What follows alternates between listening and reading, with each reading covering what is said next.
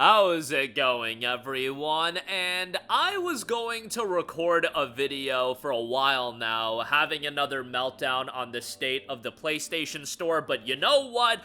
We've got some amazing news, so I am going to give credit where credit is due, and I can see some people perceive this news a little bit negatively, but I don't think that should be the case. I think this should be a resounding W. Sound the horns. This is a huge, huge victory for the PlayStation Store.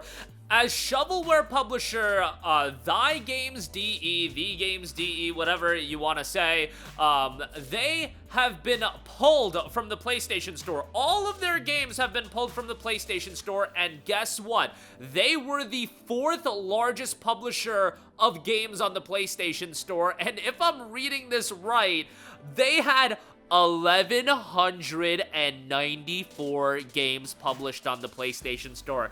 I don't even know how that can be real, but guys, the PlayStation Store's got a lot of issues, and I get that there is absolutely the argument of just leaving a platform open. Censorship is bad, just let the games live on the platform, and I can understand that to an extent. However, these games are just such bad copy-paste re-releases, AI-generated slop, and then on top of that, you're talking about them releasing games as PS4 and PS5 versions. Not this publisher entirely, but just generally, this is the gimmick that they do. So they'll have this game that clearly doesn't need the PS5 upgrade. Like, your burger games do not need the PS5 upgrade, but you'll have a listing on the PS4 and the PS5, so you're just clogging and clogging and cluttering up the PlayStation Store. And let me say this is also one aspect that is a failure of the PlayStation Store, because it is on the service itself, on the platform itself, to bring forth the relevant games to the relevant consumers. But I feel like the PlayStation Store does a terrible job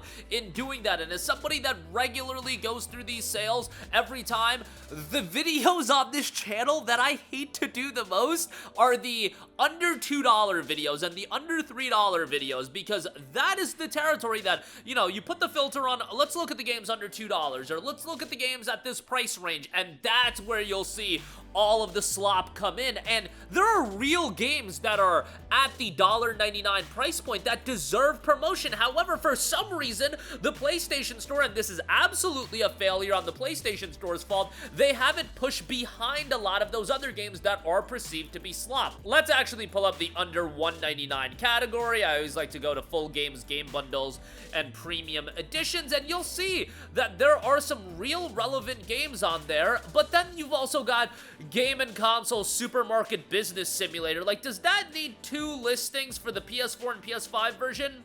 I don't think so.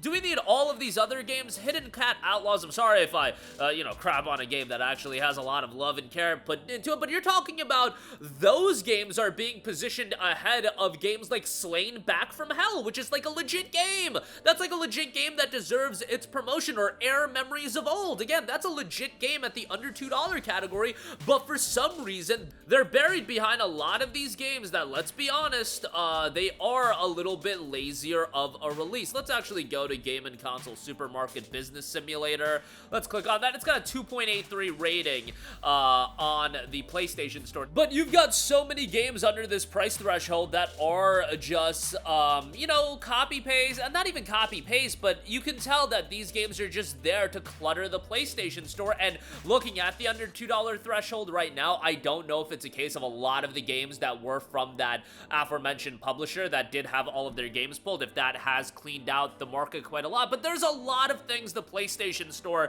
needs to do.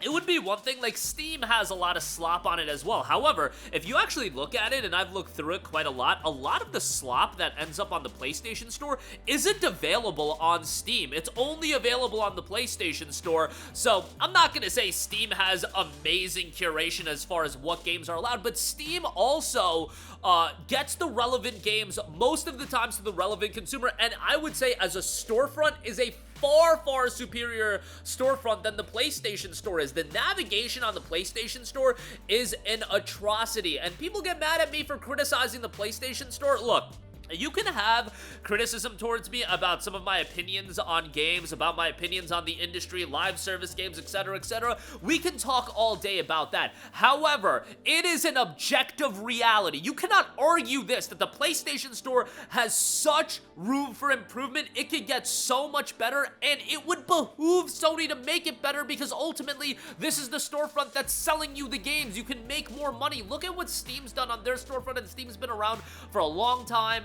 I get that the PlayStation Store, I want to say, is relatively new, but people have been buying digital PlayStation games for like a decade now. It should be better than what it is at this point, and that is one area that I'm not having the debate with you on. I'm not gonna take, oh, dude, you're just being negative, bro. Like, no, dude, the PlayStation Store is terrible. It is terrible from a lot of different angles. Definitely a lot of the slop games being on there, but also the navigation is poor, games not appearing. It's just not a great storefront, and there's a lot of improvements to be made. This is a huge step in the right direction, and honestly, with a lot of the shovelware title, I get that people are gonna be like, just let the games on there, and I agree with that to an extent. To an extent, we can let these games exist. However, in the case of a lot of these games that end up on the PlayStation Store, they're clearly just gaming the system, and maybe I can entertain this discussion point instead of pulling the games, make the PlayStation Store better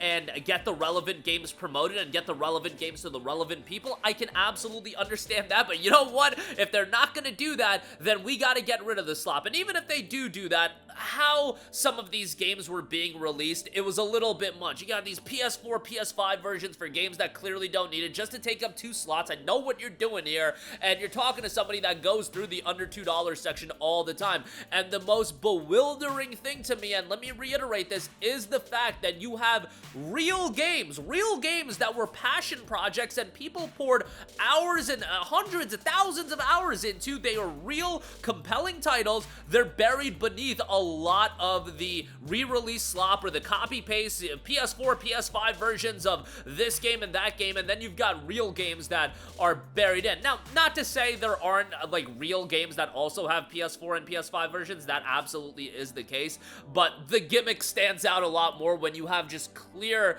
games that are there to take up space on the PlayStation Store. Like, that's absolutely happening.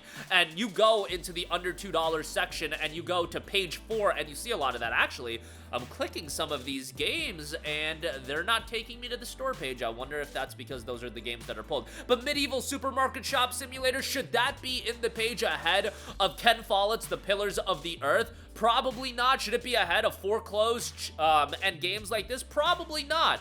But, yeah, I could go on a tangent about this, and it's just because I want the storefront to be better. I want a storefront to open the path for the games to get to the relevant people. That is what a storefront is supposed to do, and when I see games that can be relevant to some people, that people can actually end up enjoying, but they're getting buried underneath, you know, these games that are clearly just there to take up space, that's a problem to me, and that's the issue. But that's gonna do it for me. At the very least, I know I went on a tangent. This is a step in the right direction. There's other avenues they could go through, you know, creating a better storefront entirely, but, you know, when it comes to some of these games that end up in the PlayStation Store, there's something needed to be done about it. I'm happy that PlayStation Store is finally taking action, because we've talked about this for so long. But that'll do it for me. Let me know all of your thoughts in the comments section down below. As always, sound off there. Thank you for watching, and goodbye.